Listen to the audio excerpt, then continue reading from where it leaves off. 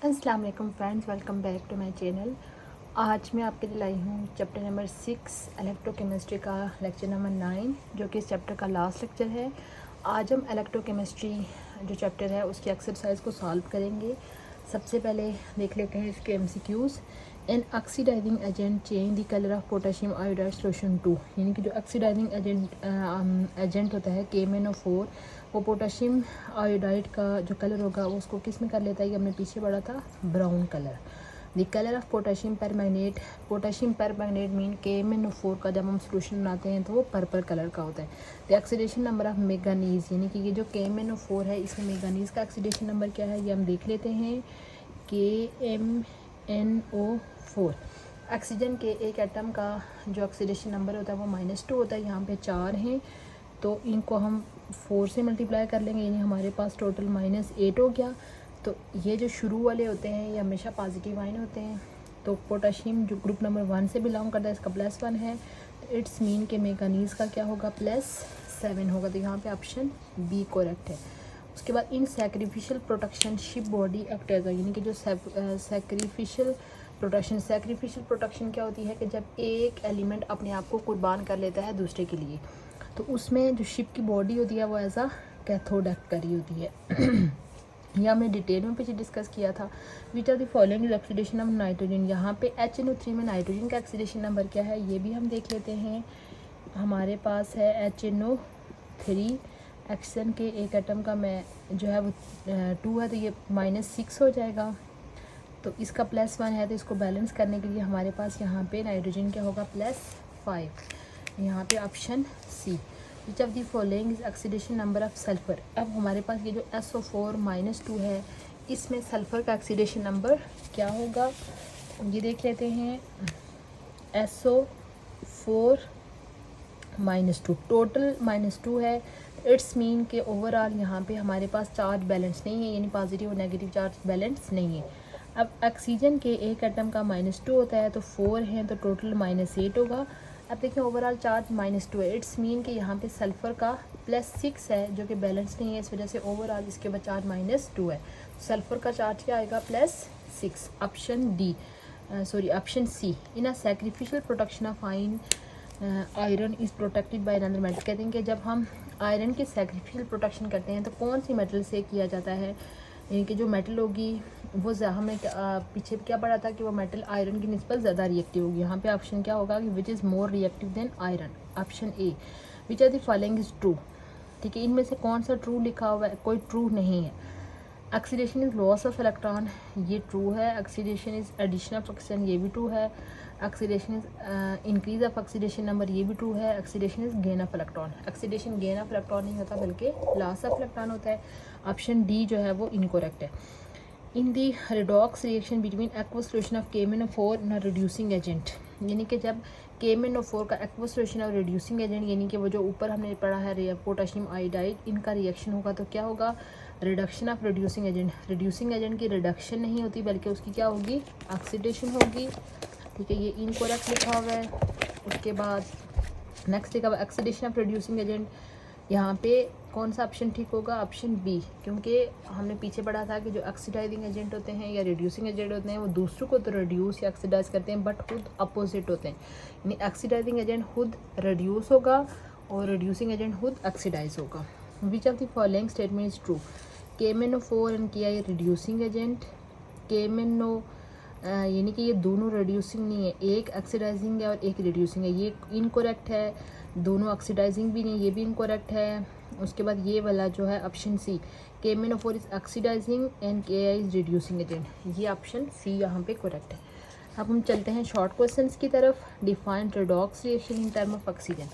Redox reaction mean के यानी कि ऐसा रिएक्शन जिसमें ऑक्सीडेशन रिडक्शन दोनों हो रही हैं, लेकिन हमने उसको इन टर्म ऑफ ऑक्सीजन, यानी कि oxidation reduction in term of oxygen, यहाँ से इसकी डेफिनेशन आपने लिखनी है रेडॉक्स रिएक्शन की। Define oxidation reduction in term of loss of gain of electron, ये हमने पढ़ा था पेज नंबर 73 पे। Loss and gain of electron, यहाँ से इसकी डेफिनेशन लिखनी है और साथ में एग्जांपल भी लिखनी है। उसके बाद ऑक्सीडाइजिंग और रिड्यूसिंग एजेंट के बारे में हमने पेज नंबर 74 पर पढ़ा था, डेफिनेशन और विद एग्जांपल लिखी हुई हैं। उसके बाद ऑक्सीडेशन स्टेट क्या होती है, और हाइड्रोजन, सल्फ़र और ऑक्सीजन की ऑक्सीडेशन स्टेट क्या है H2SO4 में। ऑक्सीडेशन स्टेट की डेफिनेशन ये लिखी हुई है, तो उसके साथ इसका पार्ट है कि हमने H2SO4 में इन सारे एलिमेंट्स के ऑक्सीडेशन नंबर बताया। अब आप देखें कि ओवरऑल इसके ऊपर चार्ज नहीं है, इट्स मीन कि इसके ऊपर पॉजिटिव और नेगेटिव चार्जेस क्या है, इक्वल हैं। ऑक्सीजन के एक एटम का चार्ज -2 होता है, तो 4 का मिला के ये क्या हो जाएगा, -8 हो जाएगा। तो इसको बैलेंस करने के लिए हाइड्रोजन का एक एटम का 2 होता है, बट यहाँ पे +1 होता है, यहाँ पे 2 हैं तो ये +2 हो जाएगा। अभी भी हमारे पास शॉर्ट है +6, तो यहाँ पे ऑक्सीजन सल्फ़र के एक एटम का मास क्या हो जाएगा, +6। इस तरह से हमारे पास ओवरऑल पॉजिटिव और नेगेटिव चार्जेस क्या हो जाएंगे, इक्वल हो जाएंगे। उसके बाद नेक्स्ट क्वेश्चन है define corrosion and explain how it takes place. Corrosion क्या है और ये कैसे होता है, ये यहाँ पे कोरियन और ये कैसे होता है, ये इसके लिखे हुए different steps. Why can corrosion not be control once it starts, यानी कि जब एक कोरियन एक दफ़ा शुरू हो जाता है तो इसको कंट्रोल नहीं किया जा सकता, क्योंकि जो मतलब हमारे पास जो कोरियन की रेस्ट की पहली लेयर बनती है वो इंतहाई पोरस होती है, तो अगर उसको प्रोटेक्ट ना किया जाए तो वो मुसलसल 10 के बिल्कुल उस टाइम तक उस मटेरियल के अंदर कोरियन का प्रोसेस चलता जाता है जब तक वो मुकम्मल तौर पर क्या हो जाए, ख़त्म ना हो जाए। ठीक है, यहाँ पे ये लिखा हुआ है कोरियन में कि एज आ रिज़ल्ट टॉप लेयर यानी कि दी अपर लेयर बीइंग पोरस, यानी कि वो जो ऊपर वाली लेयर जिसको जो कोरोड हो गई है वो पोरस हो जाती है, यानी उसमें छोटे छोटे सुराख हो जाते हैं। Does not prevent further Korean of metal, तो यानी कि वो इतनी पोरस हो जाती है कि उसको हम फर्दर कोरियन से नहीं बना सकते। Therefore rusting process in iron continues, यानी कि इतना चलता जाता है कि जब तक वो मुकम्मल तौर पर ईटन अप हो। लेकिन इसकी अगर हम प्रोटेक्शन कर लें तो हम उसकी थोड़ी सी उस प्रोसेस को स्टॉप कर सकते हैं, अगर हम ये जो हमने स्टेप्स पढ़े थे प्रोटेक्शन के लिए। नेक्स्ट है कि why iron body is not corroded when attach with more reactive item, यानी कि आयरन बॉडी को जंग क्यों नहीं लगता, क्योंकि जब उसको उससे ज़्यादा रिएक्टिव मेटल के साथ अटैच कर लिया जाता है। ये हमने पढ़ा था, ये इसमें इलेक्ट्रोप्लेटिंग, इसमें से कोई भी आप आंसर दे सकते हैं कि जब उसके ऊपर हम कि दूसरी मेटल जो कि आयरन से ज़्यादा रिएक्टिव है तो वहाँ पे वो वाली मेटल कोरोड्स होगी आयरन की निस्बत, इस वजह से जो इंटरनल पोर्शन आयरन है वो जंग लगने से बच जाएगा। नेक्स्ट क्या है कि इलेक्ट्रोप्लेटिंग और इलेक्ट्रोप्लेटिंग में क्या डिफरेंस है, ये भी हमने पढ़ा था। पेज नंबर 79 पे प्लेटिंग लिखी हुई है और पेज नंबर 80 पे इलेक्ट्रोप्लेटिंग, यानी एक में हम सिंपल कोटिंग कर रहे हैं और दूसरे में हम इलेक्ट्रिसिटी की मदद से कोटिंग कर रहे हैं।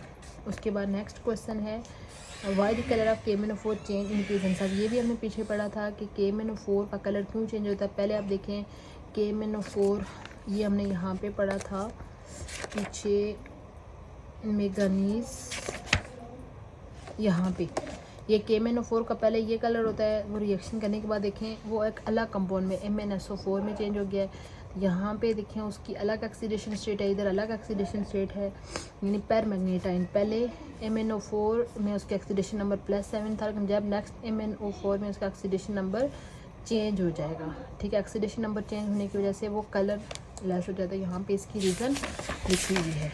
उसके बाद नेक्स्ट क्वेश्चन है कि ये जो यहाँ पे ऑलमोस्ट 9 एलिमेंट्स मेंशन किए हुए हैं कि इन 9 एलिमेंट्स का आपने क्या बताना है कि ऑक्सीडेशन स्टेट बतानी है। ठीक है, तो ये ऑलरेडी हम पीछे काफ़ी दफ़ा इनको ऑक्सीडेशन स्टेट निकालने का डिस्कस कर चुके हैं, तो आपने उसी मेथड को यूज़ करते हुए इन सब की जो है वो मार्क्ड एलिमेंट यानी कि जिनको उन्होंने थोड़ा सा बोल्ड करके ब्लू कलर में किया हुआ, इसकी ऑक्सीडेशन स्टेट आपने फाइंड करनी है। लॉन्ग क्वेश्चन देख लेते हैं कि differentiate between oxidising and reducing agent with example. यहाँ पे पेज नंबर 75 पे ऑक्सीडाइजिंग और रिड्यूसिंग एजेंट के एग्जांपल के साथ एक्सप्लेनेशन है, ये इसका आंसर होगा। उसके बाद identify redox reaction by changing of colour, यहाँ पे रिडॉक्स रिएक्शन को आइडेंटिफाई कैसे कर सकते हैं कलर चेंज की मदद से, यहाँ पे ये इसका आंसर है। उसके बाद ऑक्सीडेशन स्टेट और ऑक्सीडेशन स्टेट को आइडेंटिफाई करने के क्या रूल्स हैं, ये है पेज नंबर 75 पे और साथ में रूल 76 पे लिखे हुए हैं। नेक्स्ट है कि explain the rules for writing chemical formula MnCl2 और AlCl2 का फार्मूला कैसे होगा, ये हम यहाँ पे ये जो ऑलरेडी हमने ये इधर पढ़ा हुआ है उन्हीं रूल्स को हम यहाँ पे वो करेंगे। पहले हम पॉजिटिव आयन आइडेंटिफाई करेंगे, फिर उसके बाद उनके ऑक्सीडेशन स्टेट्स आइडेंटिफाई करेंगे, सारी डिटेल। उसके बाद कोरियन क्या है और ये कैसे होता है, ये भी पूरा टॉपिक है कोरियन और उसके स्टेप्स के, कोरियन के दौरान कौन कौन से स्टेप्स होते हैं। उसके बाद नेक्स्ट है कि कोरियन को कैसे प्रोटेक्ट किया जा सकता है, ये भी हमने 4 मेथड पढ़े थे, पेंट्स के यूज़ से, प्लेटिंग करके, इलेक्ट्रोप्लेटिंग करके और सैक्रिफिशियल प्रोटेक्शन करके। ये था हमारा आज का शॉर्ट सा लेक्चर, जिसमें हमने चैप्टर नंबर 6 इलेक्ट्रोकेमिस्ट्री की जो एक्सरसाइज जिसमें MCQ, उसके अलावा शॉर्ट क्वेश्चन और लॉन्ग क्वेश्चन या तो उसको सॉल्व किया है। लेकिन आप ये याद रखें कि पेपर में ज़रूरी नहीं है कि यही MCQs, यही लॉन्ग क्वेश्चन या यही शॉर्ट क्वेश्चन जो कि एक्सरसाइज में मेंशन है वो आएंगे, बल्कि पेपर बनाने वाला जो बंदा है वो कहीं से भी दे सकता है। और दूसरा, आजकल तो जो पैटर्न चल रहा है वो फेडरल की तर्ज पे है, यानी कि कंसेप्चुअल क्वेश्चन आ रहे। कंसेप्चुअल यानी कि ज़रूरी नहीं है कि वो आपको बुक से रटाया आंसर एक्सेप्ट करेंगे, बल्कि अगर आपको कंप्लीट अंडरस्टैंडिंग किसी टॉपिक की होगी तो उस टॉपिक के रेलिवेंट कोई भी अगर क्वेश्चन आए तो उसका आप खुद से क्वेश्चन लिख सकते हो मॉडिफाई करके। इसीलिए आप लोग ये कोशिश किया करें कि जब भी आप कोई टॉपिक पढ़ते हैं तो उसके रेलिवेंट आप नेट से भी क्वेश्चन सर्च कर सकते हैं, या अगर नेट से नहीं सर्च कर ले तो आप खुद से आप क्वेश्चन खुद से क्रिएट कर लिया करें। एक अलग से आप बुक कॉपी रख लें या कोई एक शीट्स का एक नोट्स बना लें कि फ़लाँ टॉपिक में से ये पॉसिबल शॉर्ट क्वेश्चन और लॉन्ग क्वेश्चन या MCQs आ सकते हैं। या आप लेड पेंसिल लेके अपनी कॉपी के ऊपर साथ में जहाँ आपको फ़ील होता है कि इसका MCQs आ सकता है उधर MCQs लिख लें, MQ लिख लें लेड पेंसिल से, या उसके अलावा SQ LQ यानी कि ऐसे आप मेंशन किया होगा तो जब आप दोबारा रिवीजन में पढ़ेंगे या उसकी तैयारी कर रहे होंगे उस टाइम आपको आप अच्छे से तैयारी कर पाएंगे कि यहाँ से क्वेश्चन आ सकता है। उम्मीद करती हूँ आपको आज का लेक्चर अच्छा लगा होगा।